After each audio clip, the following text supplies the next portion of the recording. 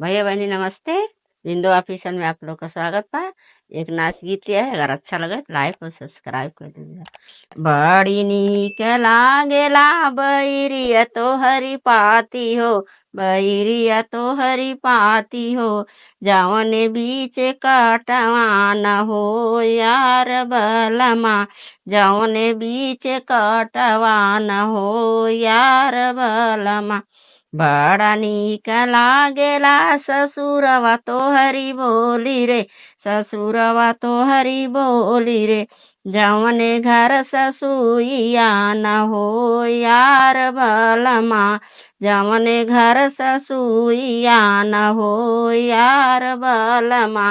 बड़ी नीक लागेला बैरिया तोहरी पाती हो, बैरिया तोहरी पाती हो, जवने बीच कटवाना हो यार बलमा। बड़ा नीक लागेला हो जेठवा तोहरी बोली हो, जेठवा तोहरी बोली हो, जवने घर जेठानिया न हो यार बलमा, जवने घर जेठानिया न हो यार बलमा।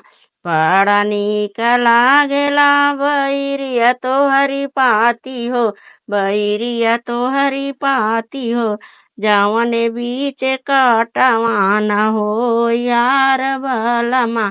बड़ा नीक लागेला देवरवा तोहरी बोली हो, देवरवा तोहरी बोली हो, जवने घर देवरानिया न हो या बलमा, जवने घर देवरानिया न हो यार बलमा। बड़ा नीक लागेला बैरिया तोहरी पाती हो, बैरिया तोहरी पाती हो, जवने बीच कटवाना हो यार बलमा। बड़ा नीक लागेला बलमुआ तोहरी बोली हो, बलमुआ तोहरी बोली हो, जवने घर सवतिया न हो यार बलमा, जवने घर सवतिया न हो यार बलमा।